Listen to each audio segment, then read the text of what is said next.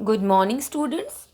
आज की हमारी वर्कशीट नंबर है 52 और आज हम पढ़ेंगे एक और जंतु ऊतक के बारे में जिसका नाम है संयोजी ऊतक। जैसे कि नाम से ही क्लियर है, संयोजी मतलब जोड़ने वाला।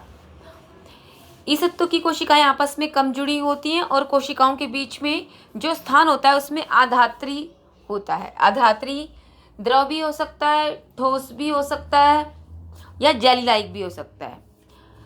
तो इस प्रकार के ऊतक जो होते हैं वो क्या कहलाते हैं? संयोजी ऊतक। जैसे कि बताया भी गया है, संयोजी ऊतक के दो भाग होते हैं, एक तो कोशिका और दूसरा अंतरकोशिकीय आधात्री। आधात्री जेली की तरह तरल, सघन या कठोर हो सकती है। ठीक है। और संयोजी ऊतक मुख्यतः कितने प्रकार के होते हैं? ये इनके प्रकार दिए हुए हैं: रक्त, अस्थि, उपास्थि, स्नायु, कंडरा, एरियोलर और वसामय ऊतक। सबसे पहले हम रक्त की बात करते हैं। रक्त का जो तरल भाग होता है उसको हम क्या बोलते हैं? प्लाज्मा। तो वो क्या हो गया? आधात्री। और रक्त के अंदर जो 3 प्रकार की कोशिकाएं होती हैं, आरबीसी, डब्ल्यूबीसी और प्लेटलेट्स, ये क्या हो गई? कोशिकाएं। और रक्त जो एक संयोजी ऊतक है, इसका कार्य क्या है? रक्त ऑक्सीजन, कार्बन डाइऑक्साइड, हार्मोन, अपशिष्ट जैसे पदार्थों को एक भाग से दूसरे भाग में ले जाता है। अब हम यहाँ देखेंगे इस पिक्चर के अंदर, यहाँ पर फिंगर दिखा के दिखाया गया है कि हमारे शरीर में रक्त दिखाया गया है, फिर एक रक्त वाहिका दिखा के उसके अंदर ब्लड दिखाया गया है, आरबीसी, डब्ल्यूबीसी और प्लेटलेट्स दिखा के जो द्रव पदार्थ है वो क्या दिखाया गया है? प्लाज्मा। अब हम पढ़ते हैं नेक्स्ट संयोजी ऊतक है हमारा अस्थि। अस्थि कठोर और मजबूत संयोजी ऊतक होता है और इसके अंदर आधात्री जो होता है वो क्या होता है? ठोस होता है। और किसका बनता है? कैल्शियम और फास्फोरस का। और इसके अंदर ही अस्थि की कोशिकाएं धसी होती है।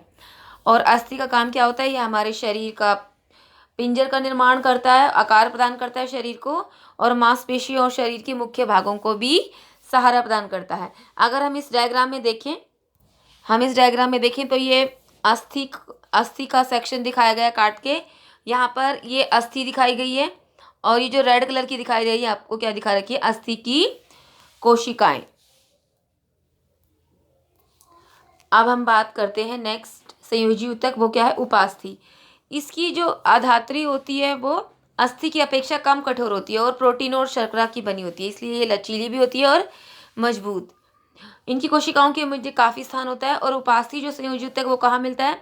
हमारी नाक की जो टिप होती है उस पर, कान के नीचे वाले हिस्से में, कंठ में, श्वास नली में उपास्थि ऊतक होता है। और इसका काम क्या होता है?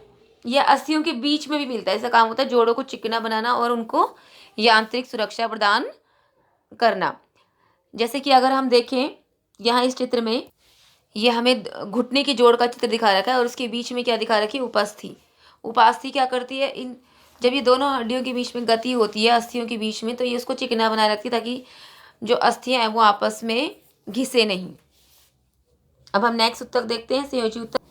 नेक्स्ट संयोजी ऊतक है हमारा स्नायु और कंडरा। दोनों ही रेशेदार ऊतक है और दोनों में आधात्री बहुत कम होता है। हम बात करते हैं सबसे पहले स्नायु की। स्नायु क्या होता है? यह बहुत लचीला और मजबूत ऊतक है जो 2 अस्थियों को आपस में जोड़ता है। और कंडरा क्या होता है? ये कम लचीला होता है और मांसपेशियों को अस्थियों से जोड़ता है, जैसे कि इस पिक्चर में भी दिखाया गया यहाँ पर। अब हम बात करते हैं एरियोलर ऊतक। ये भी एक संयोजी ऊतक है और जितने भी अंग होते हैं उनके भीतर की जो खाली जगह है वो एरियोलर ऊतक ही बढ़ता है। यह अंगों को सहारा भी प्रदान करता है। त्वचा, मांसपेशियों के बीच, रक्त नलिका के चारों ओर, अस्थि मज्जा में यह पाया जाता है। नेक्स्ट संयोजी ऊतक है वसामय ऊतक। यह शरीर में वसा को स्टोर करता है और इसकी जो कोशिकाएं होती हैं वसा की गोलिकाओं से भरी होती है। यह त्वचा के आंतरिक अंगों में भी पाया जाता है और यह ऊष्मीय के कुचालक का भी कार्य करता है। तो ये सारे क्या है? संयोजी ऊतक। हमारे वर्कशीट के सारे क्वेश्चन भी इसी में कवर हो जाएंगे। आज हम इतना ही करेंगे।